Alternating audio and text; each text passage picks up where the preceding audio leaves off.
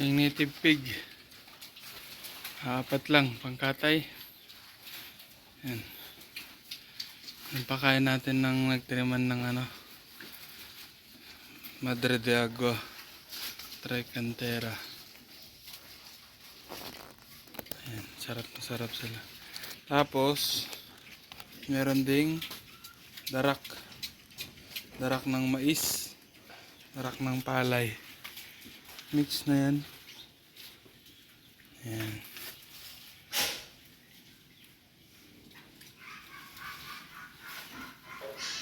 Ito yung huling batch ng ating unang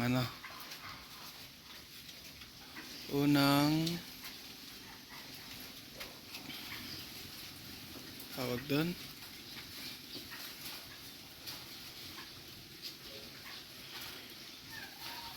Unang barako ng native. Ngayon, kinatay na siya. At ito na ang ating patining. Ayan, medyo malalaki na sila. Siguro nasa 40 to 50s.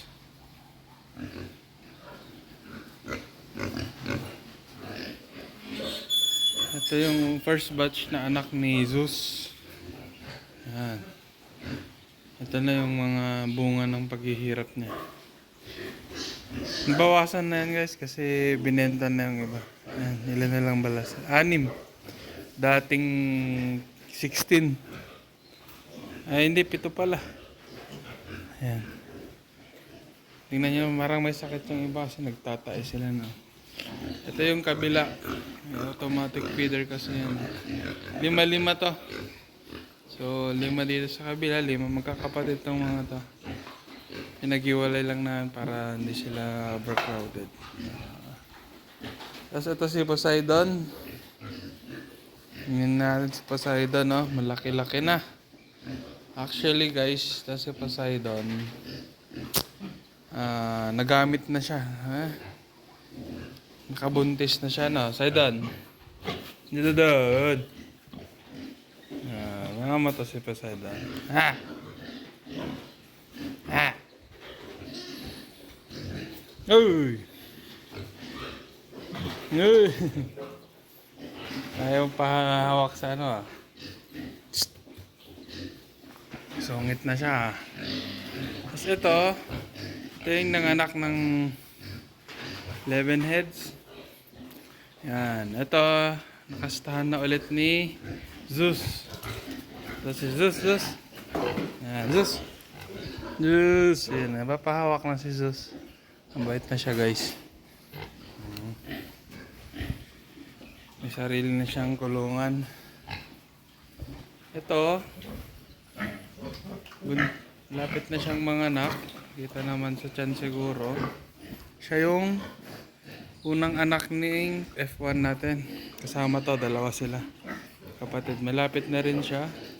Na-delay lang to ng ilang linggo. Sinaunang nakastan. Ito naman, yung ating anong breed nito? Pit train siya. Yung unang anak nito nabenta na natin. Ito yung si Mabasa. F1 Mabasa siya. Mabasa kasi binili namin sa barangay Mabasa. Kaya Mabasa na lang. Siya yung nanay nung 10. Tapos ngayon buntis na naman siya. Siya yung binuntis ni Poseidon. Hindi pa siya kasi ganun kahaba Kaya ganun. No? Magsi-second parity. Ito naman yung ating first na inahing native. 2 sila actually noon. Kaso naging masungit yung kapatid nito. Binenta na. Yun, nanganak na naman siya. 7 heads pero sobrang lit ng 2, namatay din. 5 heads ang buhay. Na sobrang sa taba. Kunti lang anak. Dati 7, 9. Anak niya yung isang native nating inahin. Yan. Actually, buntis lahat tong mga inahin natin. Hindi si Poseidon lahat. Yung isa pa lang nakastanya si may mabasa. Kasi tignan nyo naman, di pa naman siya gano'n kalaki. Junior, parang junior bore siya. Ito, stress siya sa pag-alaga ng anak. Doon! Sa doon! Sa doon! Yan. Mabait naman to si Poseidon. Ganda ng balahibo. Itong fattening natin, naka-automatic feeder yan.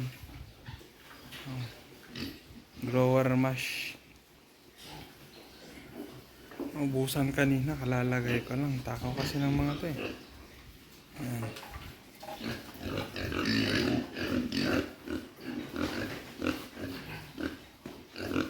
Itong dalawa, solve na yan oh. Nakahiga na sila eh. Dito, yan, solve na rin yan, nakahiga. Ang isa, nag-water break lang. Sabak na naman. Ito. Yan, habang ginagalaw kasi nila yung bakal doon, yung parang may ring na mababa yung pagkain. Yan. Ito, yan. Darak ng mais lang kinakain nila. Tsaka, darak ng balay.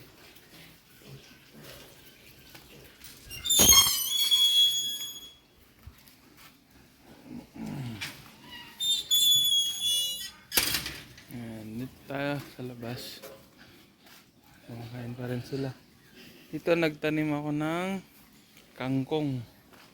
Kaparami ako ng kangkong kasi napanood ko sa ibang YouTube videos. Tapos maganda pala yung kangkong. Ito na yung Madre de Agua. Trim ng trim.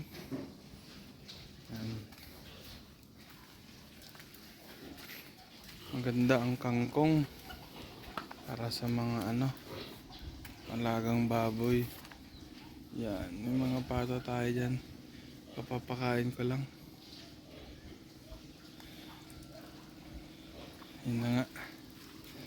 Binigyan ko din sila ng Mother de katitirain yung aking anong tawag dyan? Palakol? Hindi alam, tabas sa amin kasi.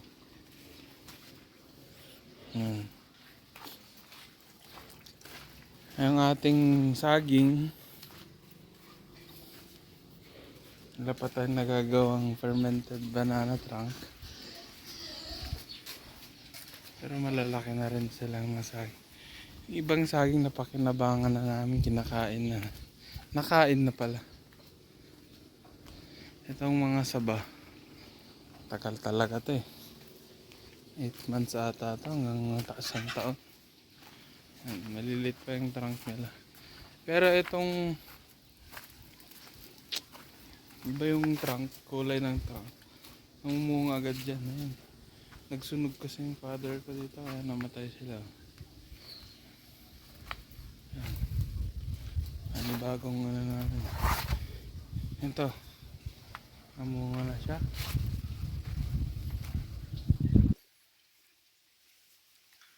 Ayan na. Sobrang sukal na dito. Dami ng mix na. Ayan na.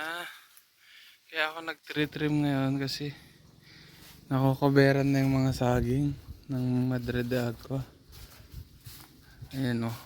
Palabas na. Lumilit na rin yung mga dahon. May bunga na naman yung ating saging. May kalabas na pa ito. Sinara ko pa naman yung daanan nila doon. Bahala ka dun. Sawa ko dito.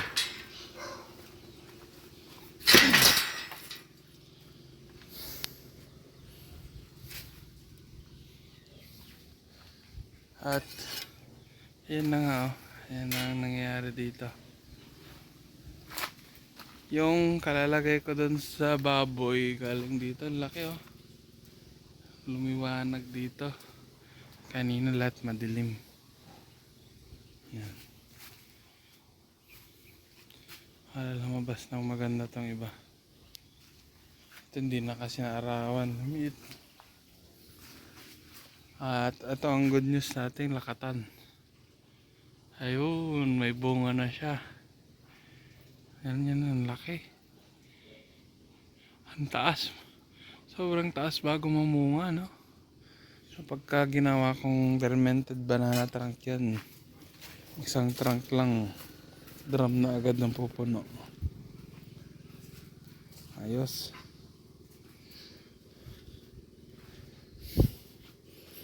Ang daming subwal. Problema, hindi ko na alam kung saan ko itatanim.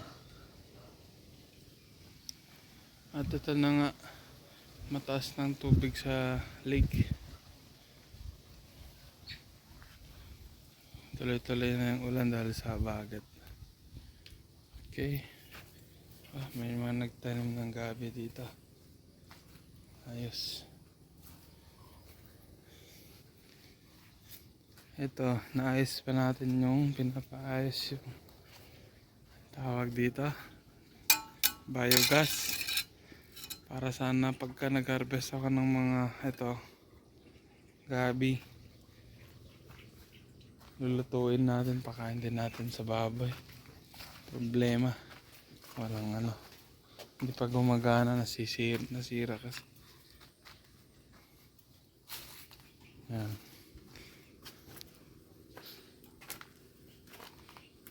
Okay.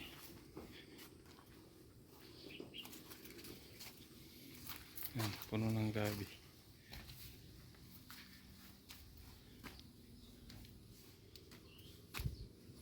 Ngayon, nagkaroon tayo ng dito, ng ang tawag doon, ticks, mga kuto ng aso. Sinalakay tayo dito, kaya ang ginawa ko, nag-search ako ng mga pamatay peste ng ganon. Ang nahanap ko yung Bengala, Guinea fowl, tawagin.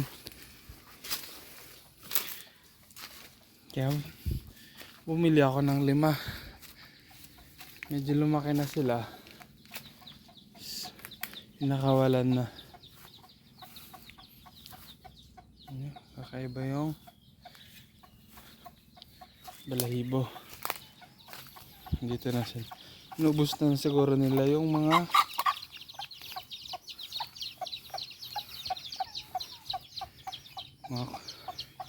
kuto ng baboy, ampas or something.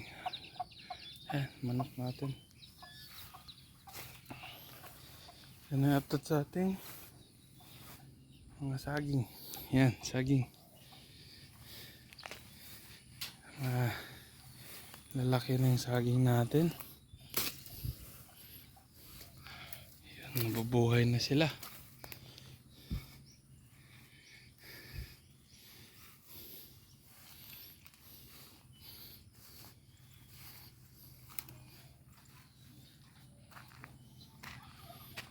Tanim ako dito last time ng kamuting kahoy. Pinapakain din pala yan sa baboy, kaya tanim lang. Ayan na guys, yung dating malilit na saging, hindi natin alam kung mabubuhay. Buhay na sila, kaso masukal na rin. Ayan na.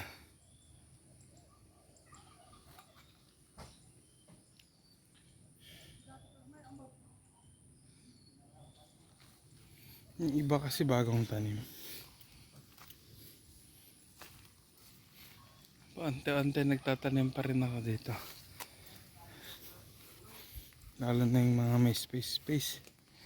Ito, tanim rin tayo ng alam nyo ba yan? Kangkong. Yan.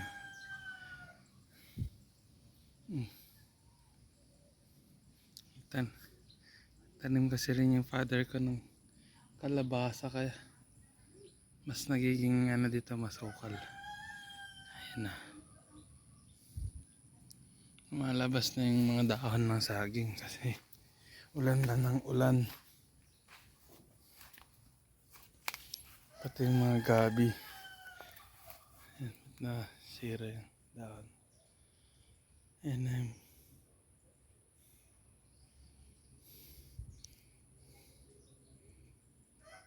magiging wild na yung ano, mga nanda mo. Kailangan kong mag-trim. Onte-onte na. Okay, yan na update sa ating mga saging. May linya-linya yan. Ayan o. Hindi nga lang pantay-pantay yung haba. Kasi depende yan sa pinagkuhanan ng subwal. Yan. Okay. Thank you. Yan yung view natin.